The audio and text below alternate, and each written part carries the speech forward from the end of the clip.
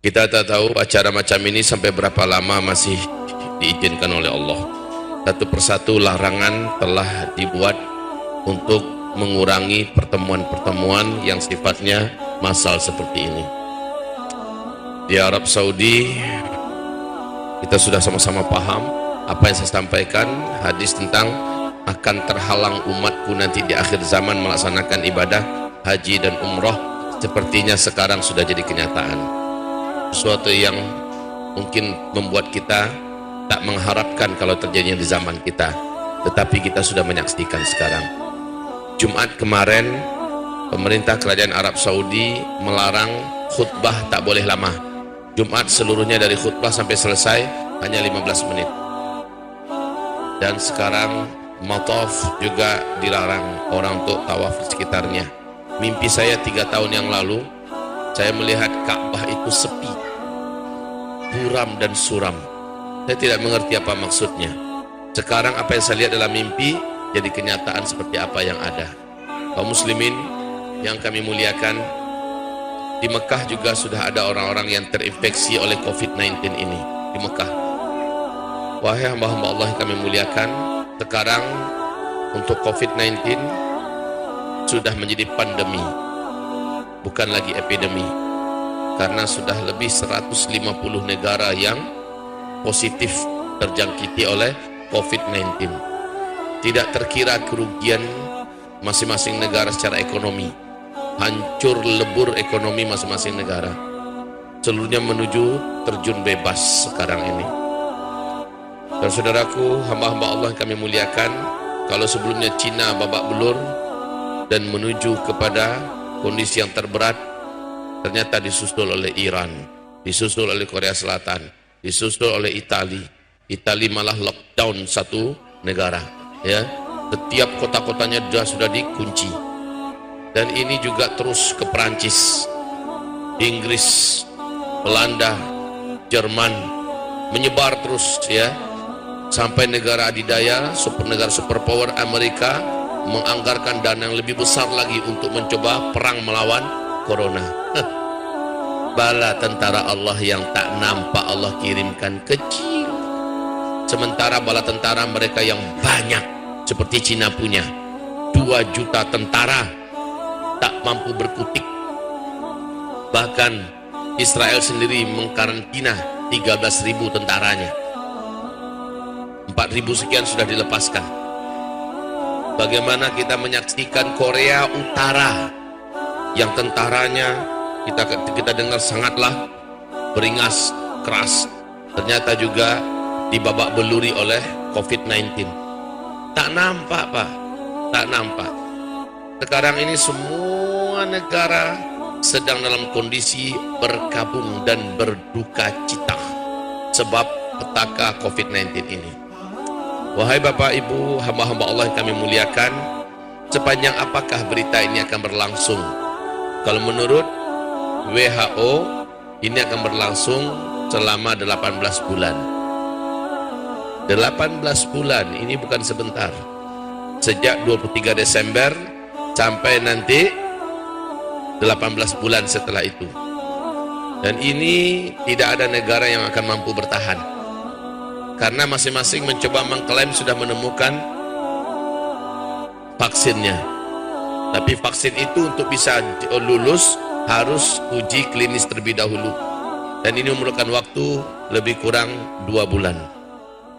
2 bulan untuk Cina, tamat sudah Cina. Karena Cina tidak mempunyai waktu lebih daripada 1-2 minggu ke depan. Maka bila tidak ditemukan solusi cepat, maka Cina berakhir. Secara ekonomi, mereka sudah benar-benar dalam keadaan di ujung tanduk. Makanan mereka juga digarap oleh ulat bulu. Ratusan hektar, ratusan juta hektar habis peternakan pertanian mereka. Ditambah lagi serangan belalang raksasa yang datang dari gurun, ya. Dan ini kemampuan memakan pertanian yang ada di Cina itu oleh belalang gurun ini, satu hari itu dapat memakan 35.000 stok makanan manusia.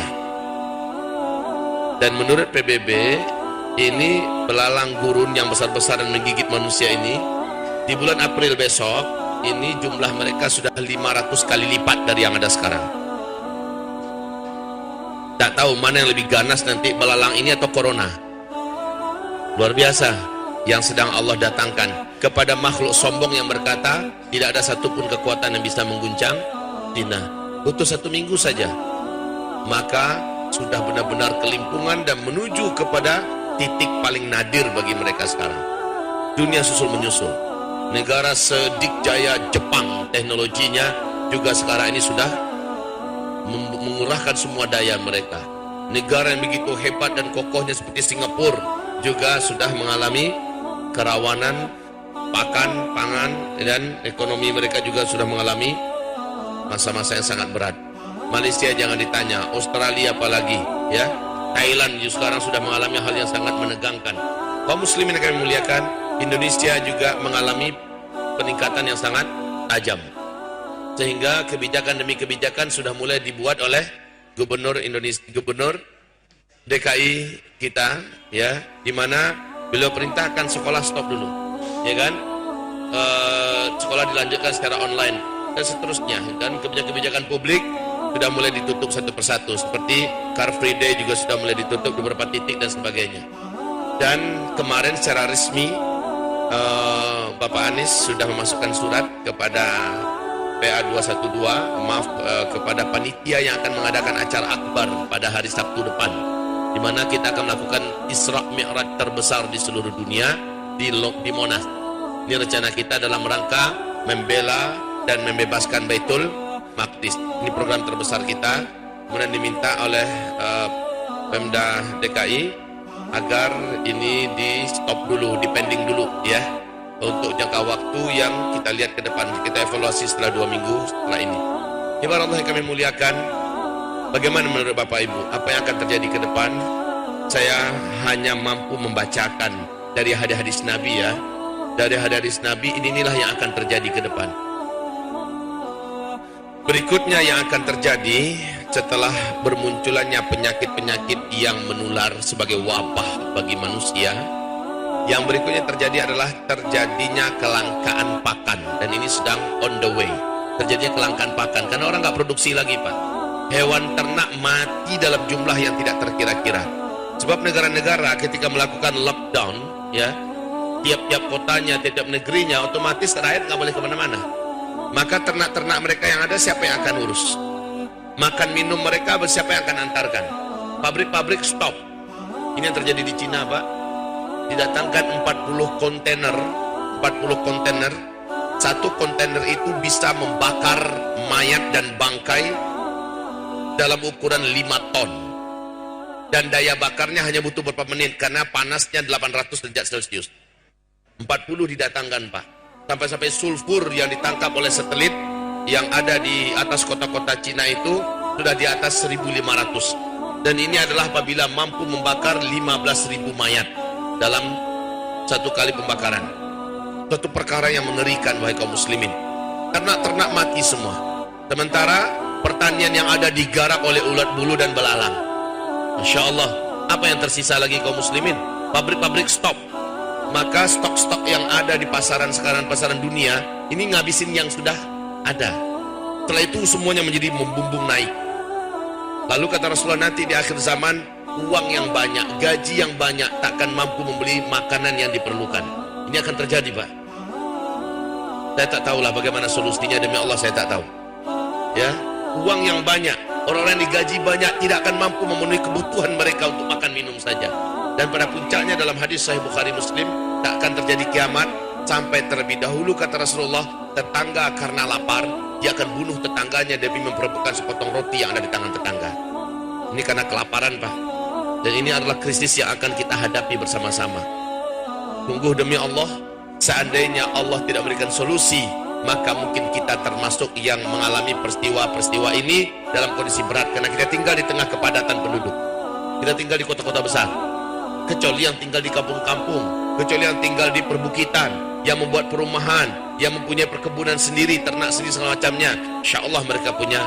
Inilah makanya dari dulu saya ajarkan, saya anjurkan, betul tidak?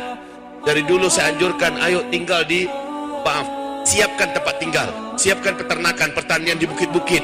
Karena hadis Rasul mengatakan, sebaik-baik orang beriman yang selamat di akhir zaman, yang lari ke bukit-bukit, kata Rasulullah. Mereka bawa ternak-ternak mereka, mereka bawa harta mereka, mereka tinggal di situ dengan keluarganya menyelamatkan imannya. Udah berapa tahun saya anjurkan ini, tapi banyak orang tak peduli, hanya mendengar saja. Nah sekarang kita tinggal di kota-kota besar, dalam keadaan kelaparan nanti, kemana